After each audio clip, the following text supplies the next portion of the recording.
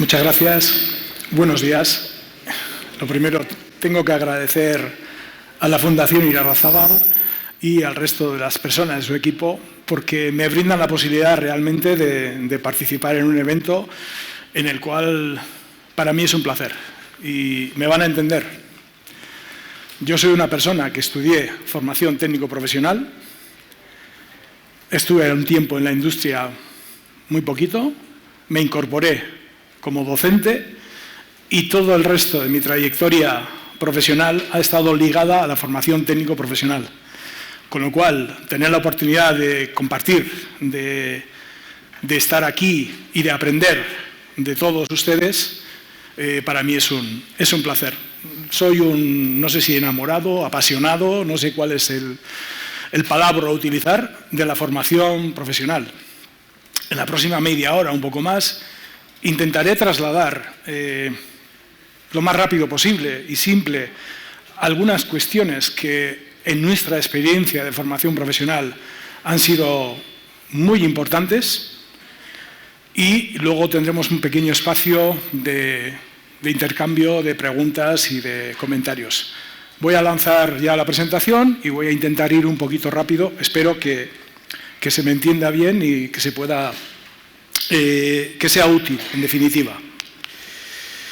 Bien, primero, 2 o 3 datos.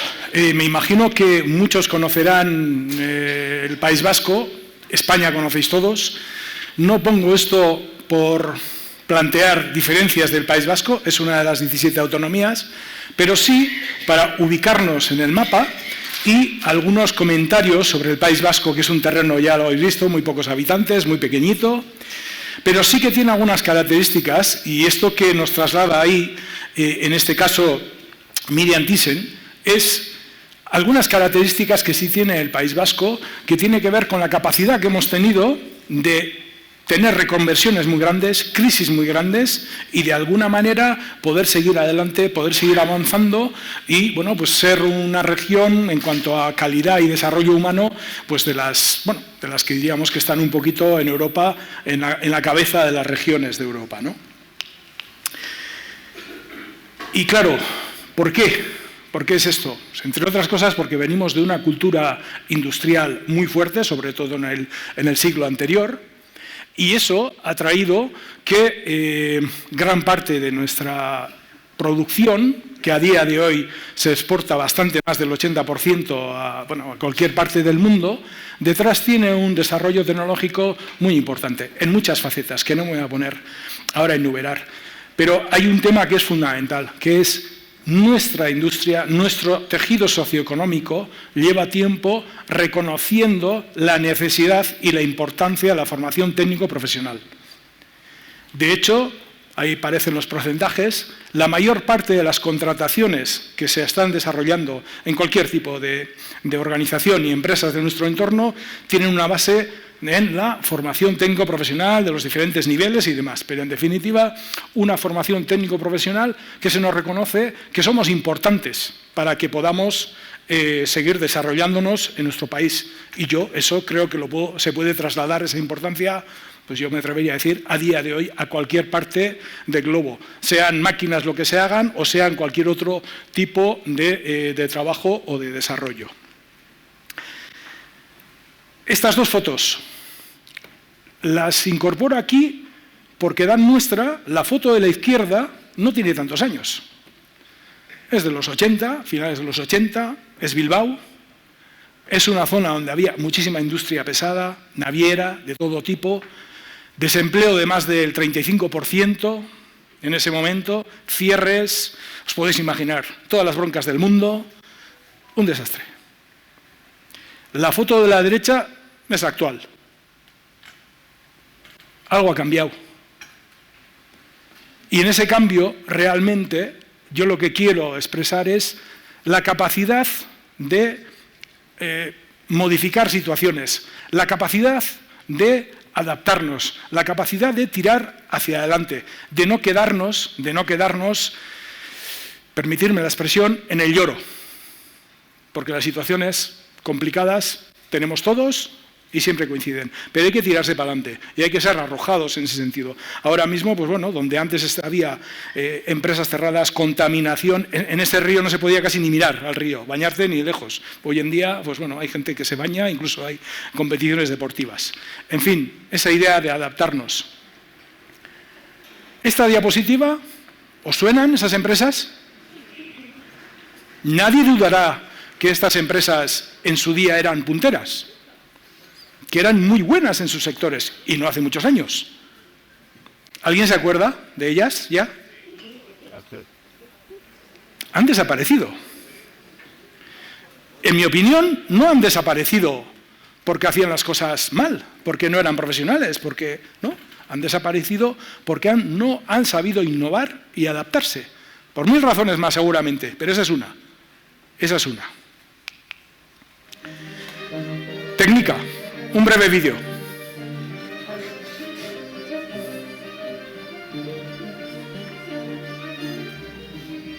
Dicen que soy el futuro, que soy eficiente y que aunque necesito recursos, soy rentable. Hay quien me deja a un lado y quien no sabe seguir sin mí. Nadie duda de que estoy y tengo que estar. Soy la innovación. A veces soy fácil, otras veces terriblemente complicada. Soy constante, estoy ahí día tras día.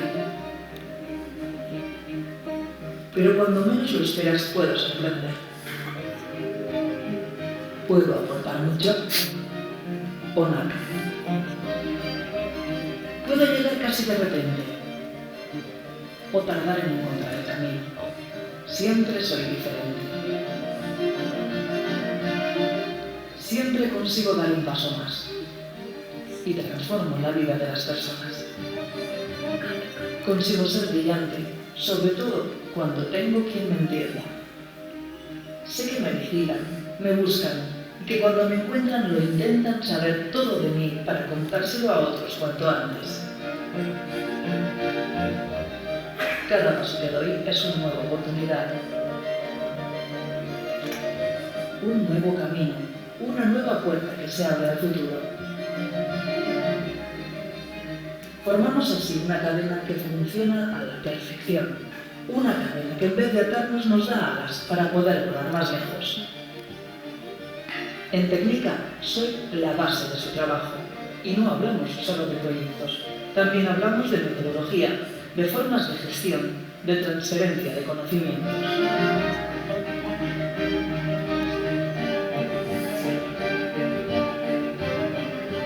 Técnica, con los centros de formación profesional de Euskadi, fue la innovación contigo.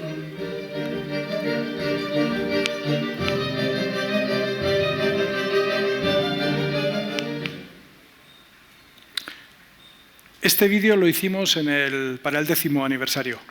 Técnica se creó en el 2000, oficialmente en el 2005, pero arrancó en el 2006. La presentación, el vídeo, todo va a estar a su disposición. Hay una serie de frases que para mí son significativas, pero hay alguna de ellas que es muy importante. Es decir, la innovación no tiene sentido si no la compartimos. Ya nos dice, se busca, se mira y se comparte.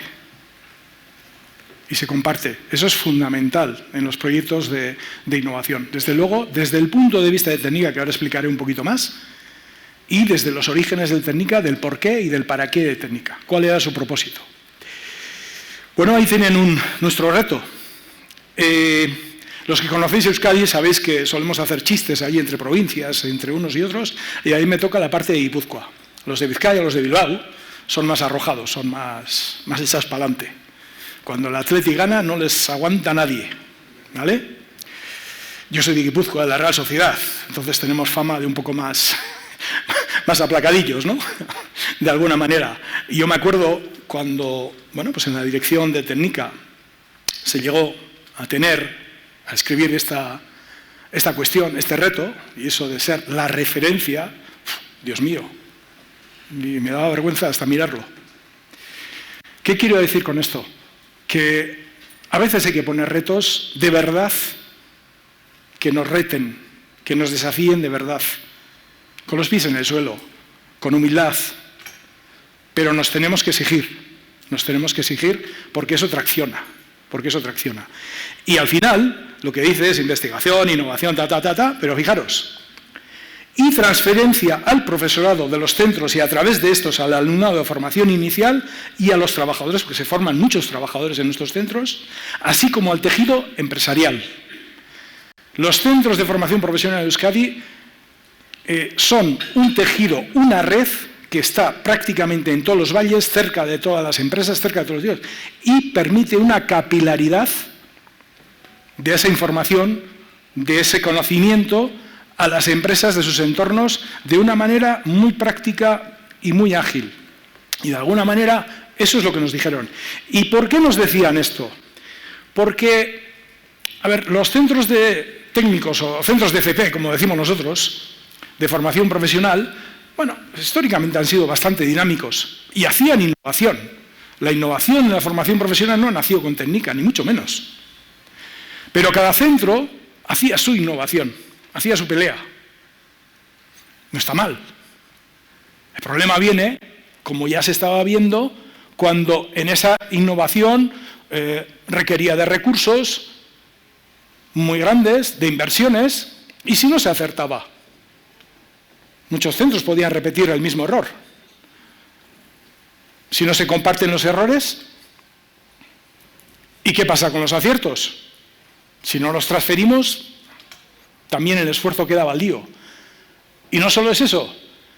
Los centros, la media de las instituciones allí puede ser, para que nos hagamos una idea, del orden de una magnitud de 600, 700 alumnos, 40, 50 docentes, personas, bueno, depende, ¿no? Pero una idea de esas.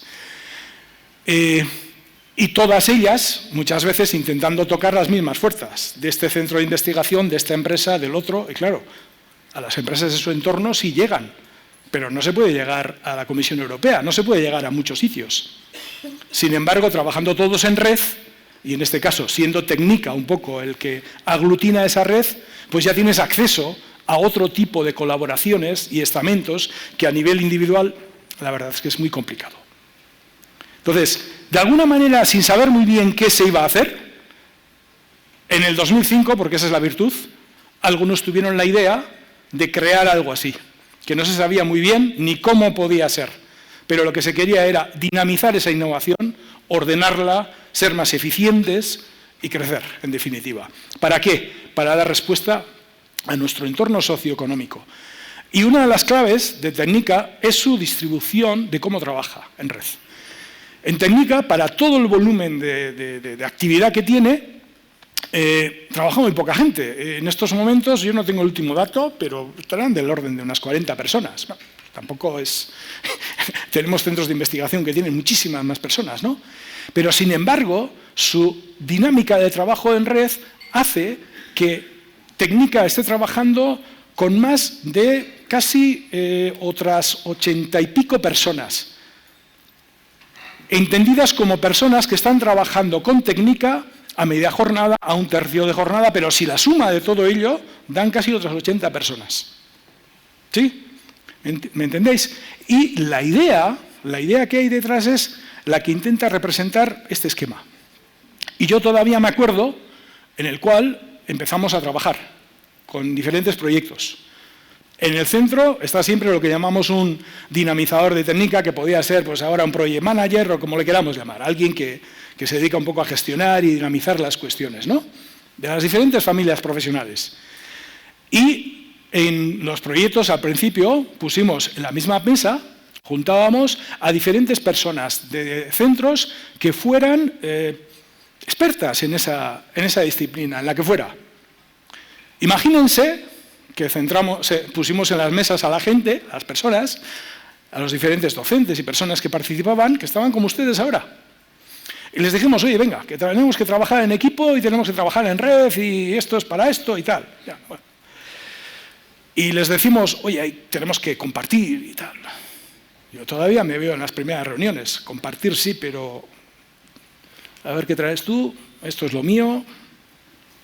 Somos las personas, somos así. Yo soy profe técnico, muy celoso de mi tecnología, muy celoso de mis contactos en las empresas. ¿Por qué? Porque está mi prestigio ahí, entre otras cosas. Llevo toda la vida en ello. En algún sentido lo digo, lo de celoso, de muy preocupado y muy ocupado de mantener todo ello. Claro, eso hay que trabajarlo, porque de la noche a la mañana, por decir hay que trabajar en equipo, la gente no trabaja en equipo. Eso hay que trabajarlo, y hay que incentivarlo, y hay que ser paciente, y hay que seguir trabajándolo. Y el día en el que podemos empezar a que compartiendo tenemos más todos, se genera una dinámica de confianza que eso ya se convierte casi en imparable, porque en sí es mucho mejor que la anterior situación, porque todo el mundo sale con más que con lo que ha entrado. Por lo tanto, nadie quiere volver a lo anterior.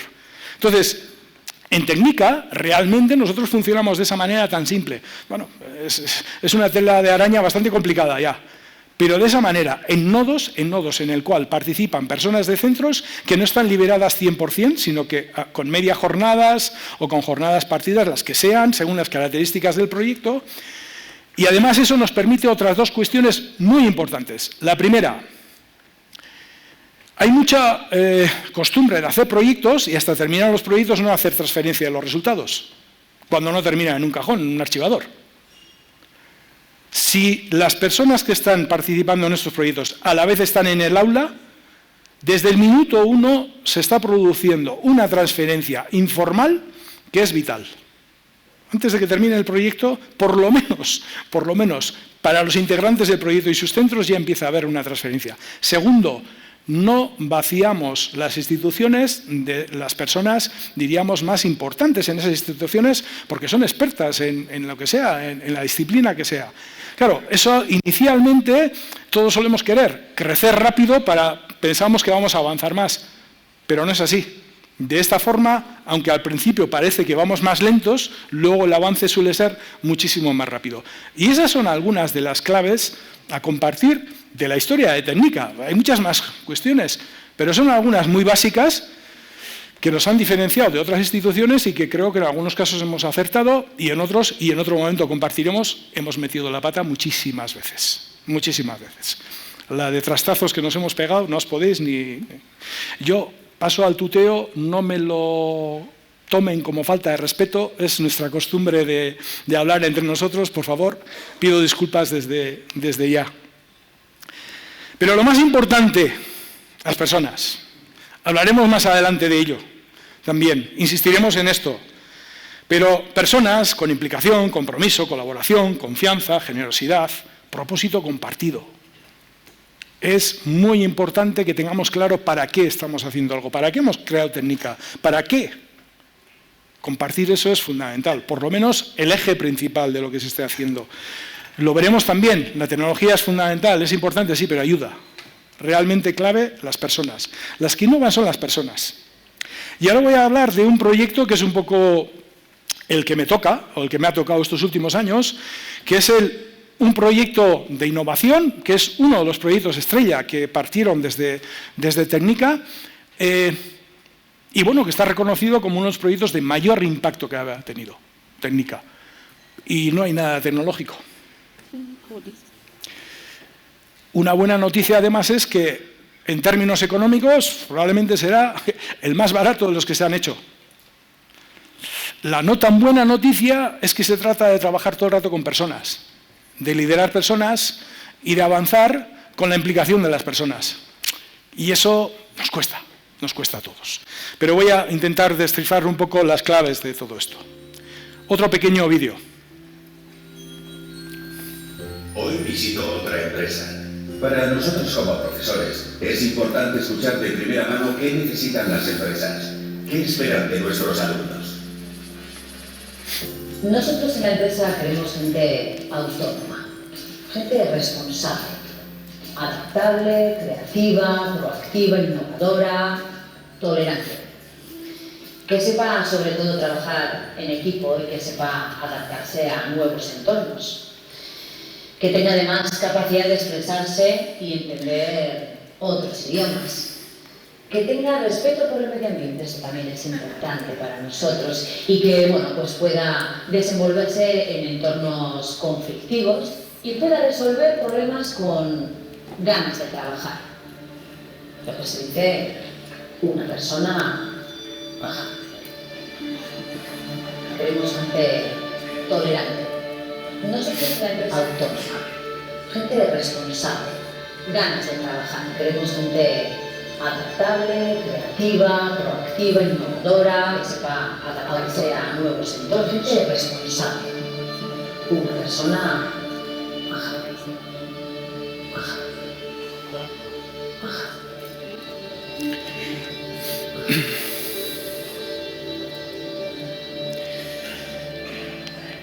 Este vídeo está basado en un trabajo que hicieron un grupo de... Bueno, nos dieron el encargo de formar un equipo de profesores que iban a ir a Arabia Saudí. Todos eran ingenieros recién terminados y teníamos, no sé si eran 3 o 4 meses, para prepararlos para que fueran allí a dar clases. Claro, lo hicimos con la metodología que nos gusta y el vídeo hecho con móviles, porque no habla de la IA y tal, es que no habla de eso porque tiene 12 o 13 años este vídeo. Hicieron un vídeo en el cual se sentían como profesores y profesoras, docentes, comunidad educativa en el fondo, con ese agobio de todo lo que se nos pide también, ¿no? Porque, no sé, en Chile, de donde yo vengo, cada vez que hay un problema la solución está en educación. Así, en los corros, ¿no? Eso es que en las escuelas, es que ya, como que las escuelas son como hacer tornillos, ¿no? En fin, entonces... De ahí viene ese vídeo, pero marca muy bien el para qué del proyecto del que vamos a hablar ahora, es así. Todo lo que voy a hablar ahora realmente es para intentar responder a ese para qué. ¿Cómo podemos ayudar para crear ese alumno o alumna maja? Que eso en nuestro entorno lo que quiere decir es esa persona que aparte de, bueno, se supone que técnicamente tendrá las competencias requeridas, pero además pues tenga todas esas otras competencias transversales, blandas, en fin, sociales. Toda la mezcla que queramos hacer ahí están un poco detrás de esa expresión que a nosotros nos hace sentido, ¿no? Claro, el vídeo he dicho que tiene ya más de, creo que son 12, no sé exactamente, años. Y sin ir tan lejos, en el 2019, alguno de los que estamos aquí podía ni siquiera pensar que estas u otras cuestiones nos iban a venir encima, pero así, pim, pam, pam. Claro. ¿Y qué puede venir dentro de otros 10 años o 5? Eso es imposible yo creo, de calibrarlo, ¿no? Por lo tanto, sí que hay una cuestión que yo creo que es vital, que es que como personas, y nosotros que somos formadores, tenemos que ayudar a que nuestros alumnas y alumnos, sobre todo, y entre otras cosas, pero sobre todo también sean capaces de desarrollar su competencia de aprender a aprender. Porque innovar es aprender, y aprender también es innovar. Entonces, eso es muchísimo más importante que saber como tal. Que el saber es importante, pero queda obsoleto muy rápido. ¿De acuerdo? Y esa es un poco una de las ideas básicas. Esto que hace años ya lo veníamos trabajando, hoy en día en todos los lados. He puesto esta diapositiva y hay 80.000 instituciones que en este momento ya están diciendo, sí, el conocimiento es importante, pero lo importante es el aprendizaje, más que la acumulación de conocimiento. Y creo que me entienden perfectamente la idea. Algunos desarrollos de competencias son todos listados. Hay miles en estos momentos. Son útiles en la medida que cada uno los pueda trabajar y le sirvan de referencia para ordenar las cosas. Pero este listado no es ni mejor ni peor que otro. De hecho, este listado, que es el último cuando yo estaba en el equipo que teníamos, sé que lo han cambiado ya. Pero no importa, no importa. Lo importante es que haya un análisis de qué es lo que queremos trabajar y cómo lo vamos a trabajar y cómo lo ordenamos. Y la buena noticia, para mí, es que por fin lo importante son estas cuestiones. La curiosidad, la imaginación, creatividad, resiliencia. Bueno, podemos hacer también otros listados un poco más diferentes, ¿no? Alguien dirá, oye, pues mira, yo quitaría este. Pues, perfecto. La ventaja es que nacemos todos con el kit para desarrollarlo. Lo que sucede es que muchas veces, desde educadores hasta padres, desde pequeños, a veces en vez de ayudarles a generar, no me atrevo a llamarle competencias, rasgos, no sé, como queráis, se puede definir de muchas maneras, en vez de ayudar, pues cortamos muchas de estas cuestiones. Entonces, todo lo que vayamos haciendo nos tienen que ayudar y sobre todo tienen que ayudar a que nuestros hijos, nuestras hijas, vayan a desarrollar cada vez más este tipo de competencias, porque hoy por hoy no sabemos dentro de unos años, pero bueno, yo creo que hay un bastante consenso en el cual estas son las que todavía la IA y cuestiones de estas lo tienen un poco complicado. No voy a decir que no vaya a ser que dentro de 5 años sea justo al revés, pero bueno. Creedme, y un ejemplo voy a poner ahora que es muy ilustrativo. Esto es de una imagen, voy rápido, de una academia que tiene Airbus. Los pilotos de Airbus, los comerciales, el que me trajo antes de ayer, por ejemplo, cada 6 meses tiene que revalidar su carné de piloto. ¿Se imaginan que todos nosotros tuviéramos que cada 6 meses revalidar nuestro carné de piloto? Pues sería bastante estresante seguramente. Bien. Pero la cuestión es, ¿se imaginan cuál es el conocimiento, llámenle competencia? Bueno, lo más difícil, lo que más les cuesta a estos pilotos desarrollar. ¿A alguien se le ocurre alguna que no sea muy convencional? Porque si no, no estaría ahí. Se me va a hacer tarde, voy a ir rápido. Pero, ¿por qué es interesante? Lo que más les cuesta es colaborar con el copiloto. Mucho más que el manejo de esa maquinaria tan sofisticada, tan avanzada, y en situaciones que provocan en los simuladores de crisis real, lo que más les cuesta es esa colaboración real con el copiloto. Y nos decían además que si estos pilotos, que son muy buenos los provenientes de la Armada, todavía les cuesta más, porque normalmente pilotan solos. Fijaros, y digo, te quedas, madre mía, pero bueno, estas son cuestiones que tenemos ahí. Bueno, el modelo de taxi, con esta diapositiva yo creo que puedo explicar casi todo ya, que ahora volveré a ella. Lo que hicimos fue, escuchamos nosotros a las empresas, a las organizaciones, ya para el 2009 teníamos informes, seguimiento, en el cual, ¿qué nos estaban diciendo el entorno nuestro? Nos estaban diciendo que nuestros alumnos y alumnas de formación técnico-profesional, su desempeño técnico era aceptable como media. Pero ya nos estaban diciendo, y estoy hablando de antes del 2010, que empezaban a echar en falta otro tipo de cuestiones, las que hablábamos en el alumna majo o maja. ¿De acuerdo? Y entonces, bueno, pues ¿qué empezamos a hacer? Pues lo de todo el mundo, investigar, ver, probar y plantear experiencias piloto. Ver todo lo que hay por ahí, hacer nuestra receta y plantearla como experiencia piloto, eso sí, disruptiva. Y esto, que voy a intentar trasladar en los próximos 5 minutos, es mucho más que una metodología. Es muchísimo más, es mucho más amplio que una metodología de aprendizaje, porque tiene que serlo además. No solo es realmente aplicar una metodología. A mí, pues me ha tocado también, ¿no? Y he sido de los que hemos estado discutiendo el ABP, el no sé qué, tal, no es que esto es por retos, esto es por desafíos, esto es por proyectos. ¿Qué más da? ¿Qué más da el apellido? ¿Qué hacemos? ¿Qué vamos a trabajar? ¿Qué impulsamos? ¿Cómo lo hacemos? Son las preguntas. Y esto básicamente es un esquema que hicimos hace unos años para explicar lo más importante. Verán que en los extremos están la sociedad y las empresas. No están en los extremos porque no son importantes.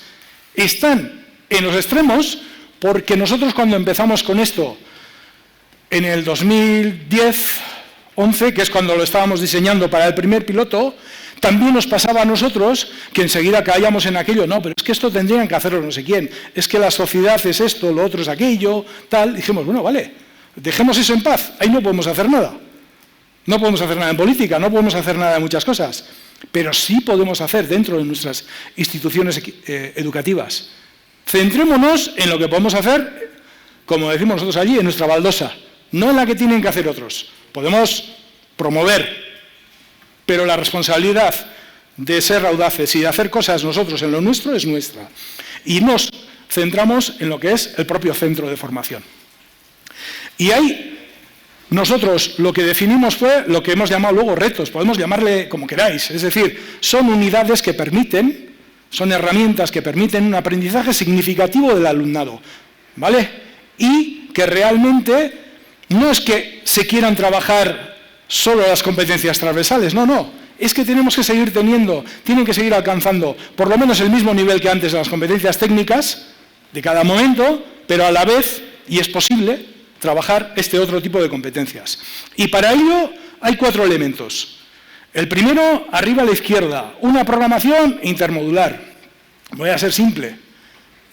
Nadie se levanta a la mañana y luego ahora hago matemáticas. No, es que ahora voy a hacer dibujo, luego voy a hacer no sé qué. No. Todos hacemos, y en el mundo del trabajo más, en la realidad, tareas complejas que necesitan de destrezas diferentes, de competencias diferentes. Entonces, la base está en que veamos en cada familia profesional cuáles son las ocupaciones principales y a partir de ahí armemos estos retos, llamémoslos proyectos si queremos, estos retos que nos permiten trabajar, entrenar diferentes competencias, que estarán las matemáticas, estará la física, estará todo lo que tenga que estar, pero invertimos el orden. Realmente es eso. Y eso lo que hace es que tenga el resultado significado para el alumno, que no esté haciendo cosas sueltas que muchas veces se pierden. Arriba a la derecha, equipos docentes. Aquí lanzo una pregunta. Yo no sé en Chile cómo está el tema a día de hoy, pero os puedo asegurar que en Euskadi el profesorado y el trabajo en equipo, la teoría funcionaba muy bien, pero en la práctica 0 no, pero 0,1. Eso ha sido. ¿Por qué? Porque ni hemos aprendido así, ni hemos estado trabajando así, es normal. Y las cosas no cambian de la noche a la mañana porque sí, porque alguien lo diga simplemente. Claro, y sin embargo, seguramente en cualquier análisis que hiciéramos, querremos que nuestros alumnos sepan trabajar en equipo, o que trabajen en equipo, querremos que sean autónomos, que sean responsables, yo no sé cuántas cosas. La pregunta es, ¿nuestros alumnos pueden desarrollar esas competencias si nosotros, como equipo docente, como institución, no las practicamos? Se podrá, pero estarán conmigo que es muchísimo más difícil. Y eso es muy difícil para nosotros, para los centros formativos, para el profesorado, porque tampoco hemos aprendido así. Y no hemos venido desempeñando así. Y hay que reconocer que eso es difícil. Y que eso necesita de tiempo. Y que necesita de su entrenamiento. Y que necesita de soltar muchas cuestiones y de cierta transformación mínima como personas. En estos años hemos visto muchísima evolución en ese sentido y muchas experiencias, pero yo me atrevería a decir que no conozco ninguna de equipos docentes que hayan hecho ese tránsito y quieran volver a lo de antes. Conozco bastantes de equipos que dicen que hacen pero no hacen. Que eso es muy diferente, ¿de acuerdo? Y realmente, una vez de que empiezas a trabajar de esta forma, el empoderamiento que se supone para cada uno de nosotros, esa sensación de decir no estoy solo, porque van a venir cosas malas, complicaciones, no sé si serán pandemias, serán guerras, será la IA, no tengo ni idea, pero vendrán. Y ante una situación de dificultad, la que sea, esa sensación de no estoy solo, es muy potente, es muy potente. El recuadro de la izquierda abajo nos lleva a la organización de lo que es la escuela como tal, ¿no? Claro, es muy difícil trabajar por retos y como queramos trabajar si la escuela también, que son las organizaciones, yo suelo decir, mejor organizadas, porque en nuestro caso los cursos empiezan el 1 de septiembre, se sabe, no sé, el 2 de marzo cada alumno dónde va a estar, qué va a estar haciendo, unas programaciones súper detalladas, se sabía, mejor dicho. La flexibilidad ahí no entra. Entonces, hay que tener cierta autonomía, cierta confianza también con los equipos docentes y los centros pues tienen que ir adecuándose a esa flexibilidad. En los primeros años las jefaturas, para nosotros, el equipo que estábamos dinamizando eso, éramos los enemigos públicos número 1 de cualquier jefatura de estudios de cualquier centro de FP de Euskadi, porque le rompíamos su realidad de muchos años de trabajo, ¿no? En fin, estas cosas. Y la evaluación. No me voy a extender ahí porque, solo con eso podemos estar días, ¿no? Pero sí que es importante diferenciar entre calificar, que es poner una nota, Y la ley nos lo exige y lo tenemos que hacer, pero vamos a centrarnos en la evaluación formativa, en el buen feedback, en el acompañamiento, en toda una serie de estrategias que son las claves para el aprendizaje.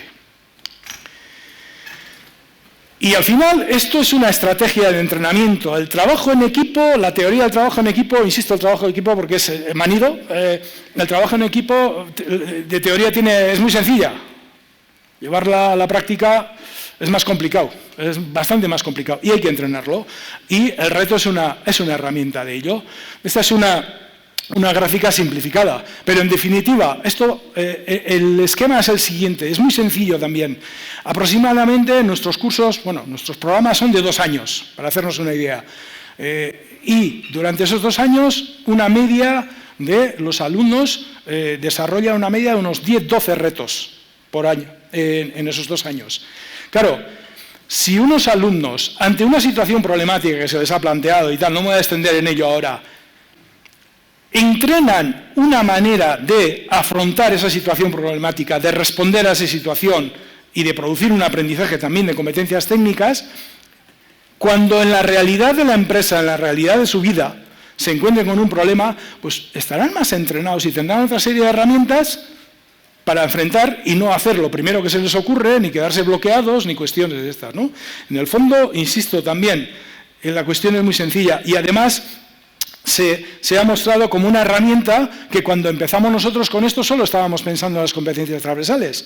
Fijaros las cosas que luego pues, se han ido incorporando, ahí no me voy a detener en ello, pero elementos tan importantes que les voy a decir a ustedes, ¿no? Sobre los valores, ¿no? Nosotros no trabajábamos eso. Bueno, pues con nuestra mirada, en estos últimos años hay todos unos programas para unos valores muy transversales, solidaridad y tal, trabajarlos también, pero no es tener una asignatura de valores, no es tener a la semana 1 hora de valores, sino cómo entrenan eso. Igual no saben ni que están trabajando valores. ¿Y cómo se hace? Esta es la buena pregunta, porque hasta ahora todo es teoría. ¿Cómo se pasa esto a una organización, no? Todo lo que vamos a ver ahora es empezar con ese proyecto piloto, ir experimentando y problema que surge, a ver cómo reflexionar, probar e ir dándole soluciones. El tema de, por ejemplo, abajo pone persona coordinadora de aprendizaje. Tuvimos que desarrollar un perfil nuevo que yo suelo poner el ejemplo de que cambiar la metodología a un centro entero, un modelo de estos, es como reparar el motor de un avión con el avión en marcha, porque no podemos cerrar los centros, se tardan 3-4 años en hacer un proceso de esto mínimamente, cerrar un centro y decir, dentro de 4 años abrimos, venga alumnos, venga para adentro. Entonces, tienen que convivir una estructura, la normal, la estándar, la que venimos trabajando, que además no suelen estar mal, porque si no, no estaríamos aquí, con todo el proceso de cambio. Entonces, la estructura básica de jefatura de estudios y tal se encarga de que el avión no caiga y, en cambio, pues creamos, nosotros le llamamos coordinador de aprendizaje, una persona que lidera, junto con técnica, lidera, dinamiza y apoya, de alguna manera, toda esta situación en los centros, ¿no? Otro elemento clave, al principio trabajábamos mucho más con expertos que venían de no sé dónde o de la universidad y tal, que seguimos colaborando con ellos. Pero los más importantes son personas del propio sistema, docentes y personas directivos con experiencia en el proceso que acompañan al resto en todo el proceso. Y luego ya es un despliegue pues, en red. Y al final, las bolitas estas azules que no me voy a detener son los docentes, que son la clave en todo esto. Su cambio de rol es fundamental y es muy difícil y hay que reconocerlo. Y hay que reconocer también que inicialmente un cambio de este calado necesita de recursos. Si no es imposible. Recursos que son tiempo sobre todo.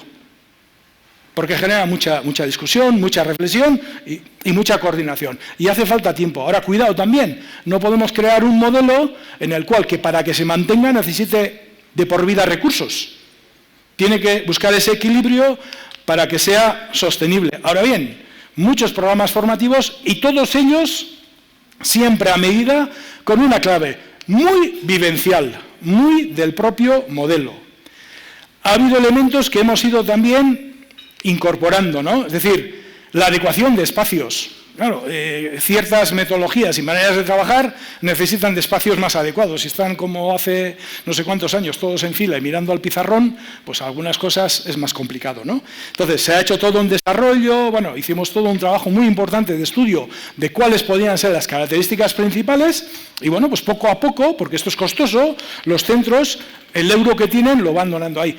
Acordaros de una cosa, y esa es una experiencia que la hemos vivido muy importante. Cuidado con la adecuación de espacios, porque se cae fácil en la tentación de hacer espacios muy bonitos sin acompañarlo del cambio metodológico, del cambio de modelo. Primero es el modelo y luego son los espacios. No vaya a ser que hagamos unos espacios muy bonitos, para la foto quedan muy bien del catálogo, pero las dinámicas, si no han cambiado, mal vamos, ¿no?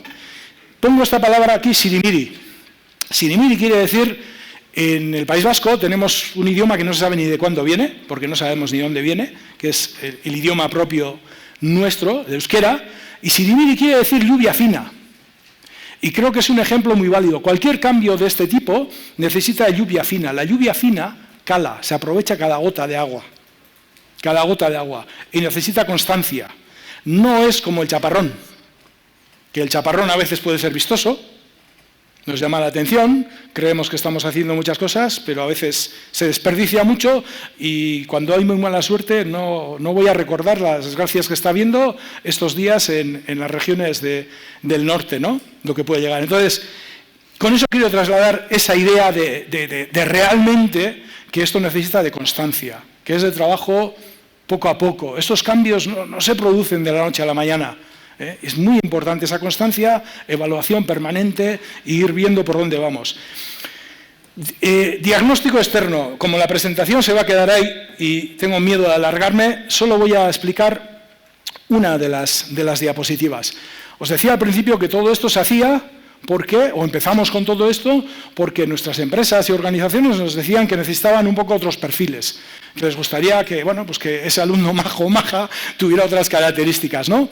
Bien, pues han hecho unos estudios ya, este es el segundo, de hace creo que es 3 o 4 años, por una universidad de allí que nos la hizo, y con un estudio potente se pidió a las empresas, a las personas de las empresas que están con los alumnos, tanto con los alumnos de formación en prácticas como dual, en fin, con todos ellos, y están viendo y nos pueden dar ese feedback.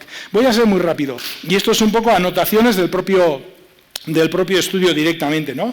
Pues nos estaban diciendo que están mejor formados en las competencias transversales. Dice, bueno, obvio. Si para eso hemos hecho todo esto, si no, mal iríamos. Pero es que nos dicen, sigue estando igual o mejor formado en competencias técnicas. También nos dicen que han mejorado significativamente sus competencias de comunicación, una actitud más proactiva, capacidad para trabajar en equipo, en fin, son más creativos. Y esto nos lo dicen las empresas. Y fijaros, luego si lo miráis con detenimiento, que es curioso que esta misma... cuestión se les ha preguntado a los alumnos también, porque se ha preguntado al profesorado, al alumnado y a las empresas, y lo más curioso de todo es que en muchos de estos temas los alumnos se les ha preguntado antes de ir a la empresa y cuando ya han estado en la empresa. Y cuando han estado en la empresa, sus resultados todavía son más positivos. Cuando realmente han visto la importancia de lo que han venido desarrollando. Y para ir un poco avanzando, que quiero entrar al cierre, hay, bueno, más cuestiones hay. El tema de la empresa yo creo que ayer se centró perfecto. Yo algunas, hoy comentaba a la mañana, me hicieron spoiler en muchas cosas que quería comentar, pero realmente es así. No hay un modelo de vinculación con las empresas, hay muchos modelos, pero es empezar de chiquito, poco a poco, ir haciendo. Esa tentación que tenemos todos de ir a la gran empresa y que nos solucione, no. Es bueno tener colaboraciones con grandes empresas, es necesario. Pero lo importante es que tengamos colaboraciones con las pequeñas empresas e instituciones locales, que es donde más impulsamos el desarrollo incluso socioeconómico de los entornos de cada uno de nosotros. Entonces, voy a hacer algunas de los formatos en los cuales existe la colaboración con empresas. Y ahora, aunque voy justito de tiempo, me van a permitir un vídeo, creo que es 1 minuto y pico, que es un poco viejo.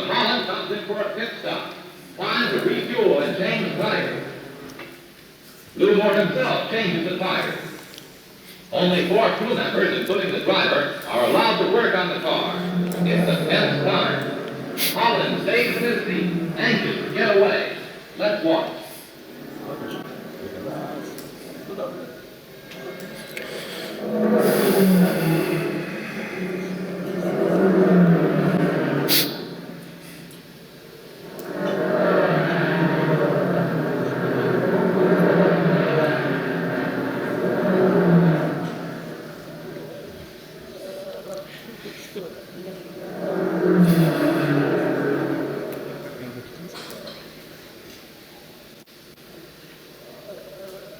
Tires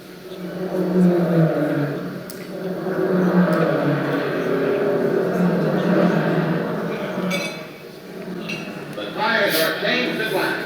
A crewman polishes the windshield as Mollen moves away just 67 seconds after he stopped.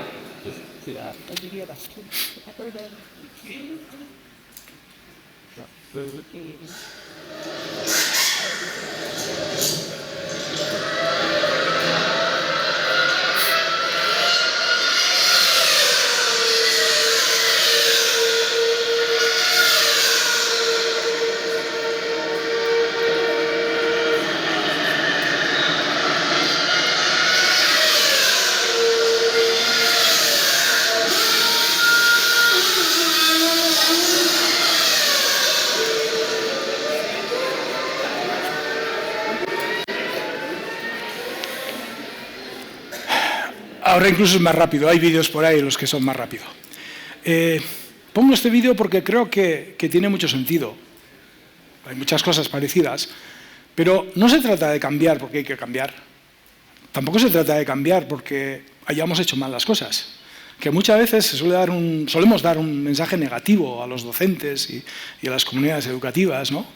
Joder, tenemos que cambiar porque hacemos mal. No. Seguramente no hemos hecho muy mal las cosas. Siempre digo lo mismo. Si no, no estaríamos aquí. Esos pilotos de los años 50 o los mecánicos eran los mejores de los años 50.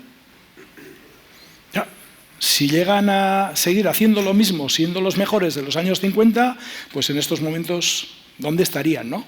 Tenemos que adaptarnos, que es un poco la idea que quiero trasladar. Y ahora, 2 diapositivas más. Y esta, de tan simple que es... Fijaros, si yo cojo una chocolatina y la reparto con cualquiera de vosotros o de vosotras, seré generoso, pero me he quedado sin media chocolatina. Si lo que reparto es conocimiento, os puedo garantizar que como mínimo me quedo con el conocimiento que tenía.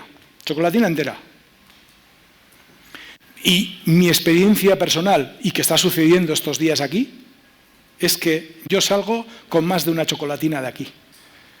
Porque no suelto, no doy nada de mi conocimiento, no dejo de tener conocimiento.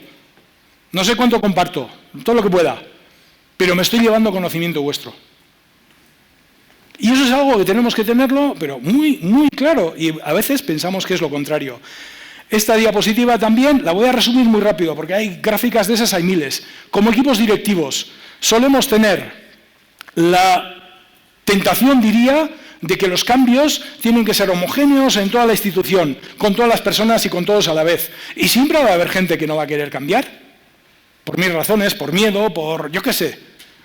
Y como equipos directivos, en mi experiencia, le dedicamos demasiado tiempo a convencer a los que no quieren. Error. Dediquemos tiempo a convencer, a ayudar, a apoyar a los que quieren. Y a los que no quieren hay que informarles, hay que explicarles el para qué, porque es la manera de que nos dejen trabajar con los que quieren. Y poco a poco vienen. Nosotros empezamos así con el cambio, pero luego poco a poco, porque todo el mundo quiere, oye, joder, ¿cómo lo estás haciendo? Que tus alumnos les veo que están... bueno, pues mira. Quedaros, hay 1000 gráficas de este tipo. Esta es una de ellas. Y ya algunas frases para concluir también. Acordaros de esto, en mi experiencia y en la nuestra de técnica, las verdaderas claves de la innovación son las personas. Las herramientas nos ayudan, las personas. Atreverse a innovar. Y esto es un reto que nos convoca hoy, ¿no? Equipos directivos. Los equipos directivos... sois fundamentales a la hora de impulsar, a la hora de dar el primer empuje. Sois los fundamentales, tenéis que generar esos espacios de confianza, tenéis que empujar, innovar. Luego les tenemos que ayudar. Realmente innovarán los docentes, innovará la estructura, pero como equipos directivos tenemos esa necesidad. La verdadera transformación empieza con el trabajo colaborativo de los equipos docentes. Es muy difícil también. Y la vinculación con la empresa, ayer se habló mucho de esto, no creo que tenga mucho más sentido seguir con ella, pero hay otro elemento que es importante que a nosotros nos ha dado buen resultado. No he dicho al principio que Tecnica trabaja con todo tipo de centros, sean concertados, privados, públicos, aunque su origen es público. Yo en mis equipos y en todos los equipos hay gente de todo tipo de estructura de centros. Eso no es un problema. Tenemos que aprender a buscar espacios en los que colaboramos, porque ganamos todos, y créanme si les digo que esos centros, entre ellos, por ejemplo, cuando llega la época de la matrícula, compiten. Y compiten con el cuchillo en la boca. Pero es que hay que darle naturalidad a competir donde tenemos que competir y a colaborar donde la colaboración es positiva para todos. Es una de las claves fundamentales. Y esa es una imagen y una frase que a mí me ha dado sentido muchas veces, ¿no? Y debe de ser de algunos masáis, no lo sé de dónde viene. Pero esta es una cuestión muy interesante. Solos podemos pensar a veces que podemos ir más rápido. Inicialmente igual hasta es verdad. Pero si queremos llegar lejos, o vamos en comunidad, o vamos juntos, o no vamos. Y el eskerrik asko es muchas gracias en euskera. Entonces, muchas gracias, espero que con esta velocidad entenderán que me gusta la FP, me apasiona y podría estar compartiendo muchísimo tiempo y a ver, por lo menos, si podemos tener ahora unos minutos de alguna pregunta, lo que sea.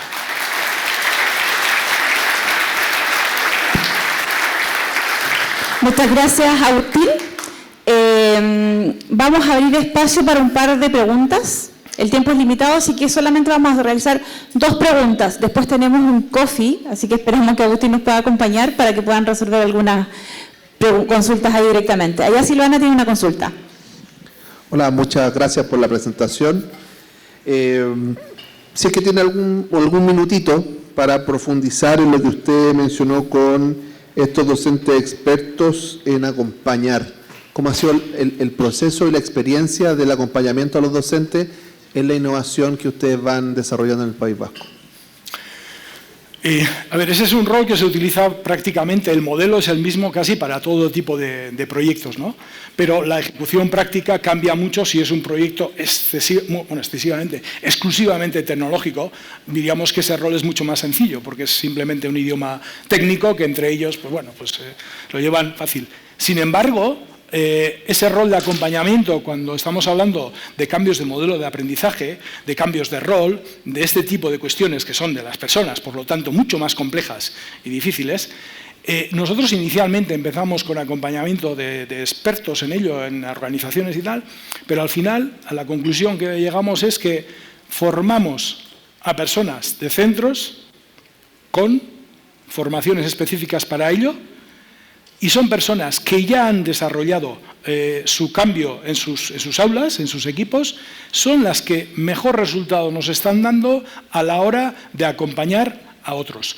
Porque una de las cuestiones sencillas que pasaba cuando presentábamos este modelo es que si estábamos hablando, no sé, con algunos profesores y profesoras de la especialidad de fabricación mecánica, nos decían, hombre, los de fabricación mecánica nos decían, hombre, pero este tipo de cosas, si fueran especialidades más, no sé, sociales o administrativas o tal, sí es posible, pero en fabricación mecánica esto no va. Claro, si vamos a los de administrativo, nos dicen, hombre, es que los de fabricación mecánica esto les encaja porque hacen proyectos y con nosotros no. No tiene que ver con la especialidad.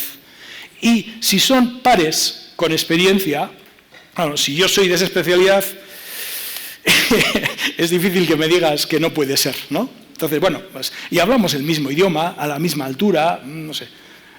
Hay muchas más claves, pero una de las claves es esa, que se les libera de una serie de horas a la semana para que colaboren con nosotros acompañando en el despliegue. ¿Vamos con otra pregunta? Allá tenemos una última pregunta.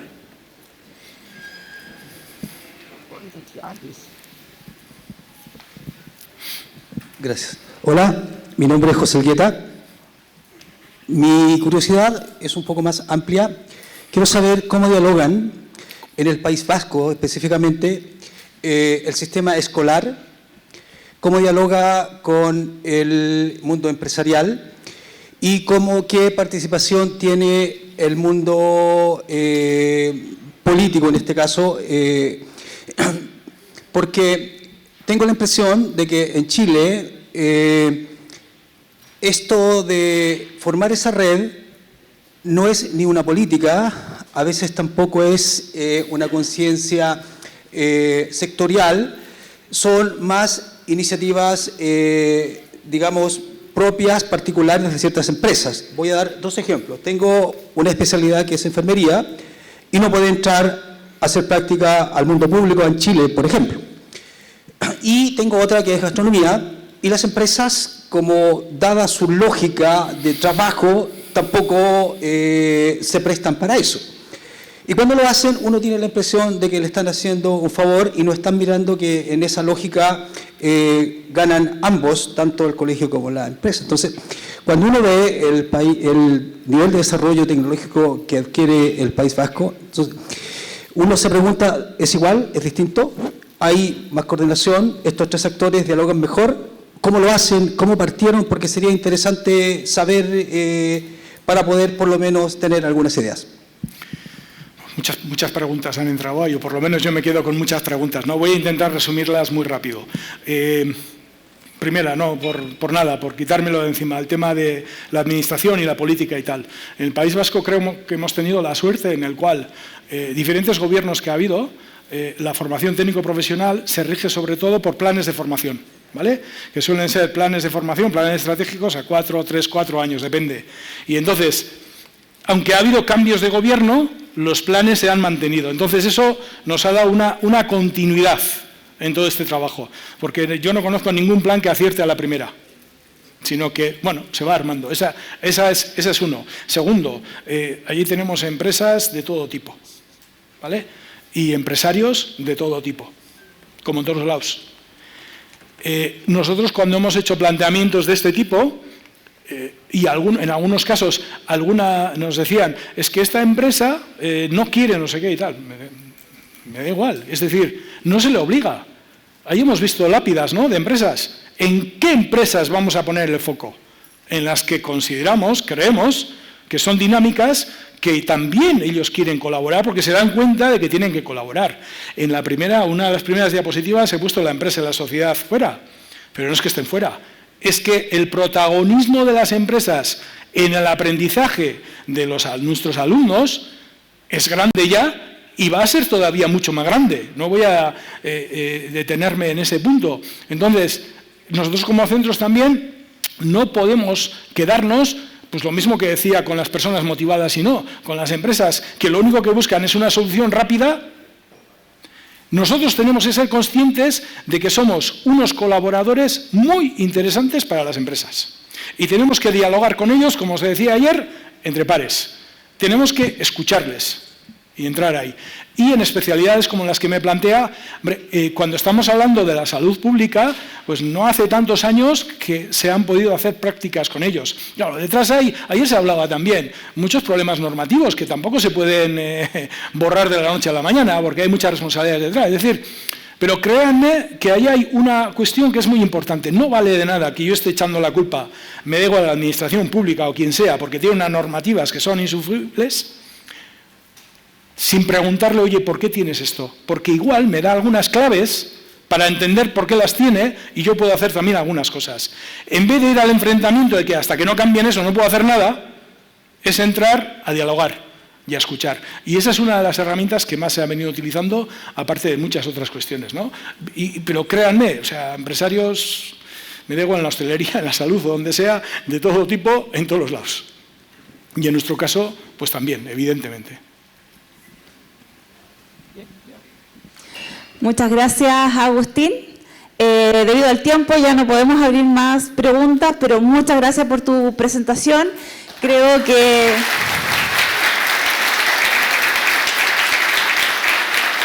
es una presentación muy motivadora que invita a la innovación y de pronto la innovación no es solo cambios tecnológicos, sino también cambios que están mucho más a la mano de lo que pensamos. Aquí muchas gracias, Agustín. Muchas gracias a todos. Un placer.